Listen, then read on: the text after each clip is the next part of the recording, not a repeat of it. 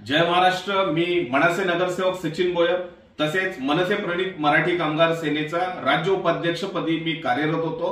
आज या क्षणाला मी मनसे प्रणित मराठी कामगार सेनेच्या राज्य उपाध्यक्ष पदाला लाथ मारत आहे। या मराठी कामगार सेनेचे जे अध्यक्ष महेश जाधव यांनी फेसबुक लाईव्ह करत सन्माननीय अमित साहेब ठाकरे तसेच राजसाहेब ठाकरे यांच्यावर खोटे थोटांड आरोप केले, त्याचा मी निषेध करतो। खरं तर अमित साहेब आणि राजसाहेबांसोबत काम करत असताना आम्हाला कधी अशा पद्धतीचा अनुभव आला नाही। सन्माननीय राजसाहेबांबद्दल आणि अमित साहेबांबद्दल जर कोणी अशा पद्धतीने बोलत असेल त्याच्यासोबत आम्हाला एक सेकंद देखील काम करायचं नाही।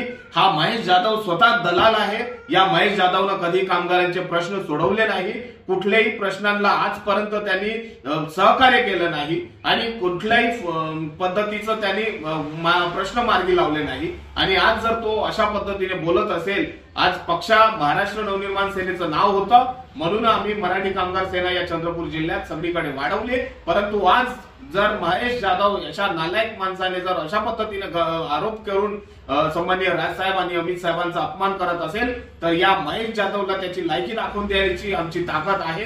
येणाऱ्या काळात मनसे प्रणित मराठी कामगार सेनेमध्ये जेवढे चंद्रपूर जिल्ह्यातील युनिटचे सभासद असतील ते सगळे मनसे महाराष्ट्र नवनिर्माण कामगार सेनेमध्ये आम्ही विलीन करत आहोत आणि यापुढे जो मनसेच्या झेंड्याखाली आहे त्याचे सर्व कामगार त्या ठिकाणी युनियन म्हणून काम करणार। मराठी कामगार सेनेचा आणि मनसेचा, आमचा आणि आमच्या कामगारांचा यापुढे त्या मराठी कामगार सेनेशी बिलकुल संबंध नाही।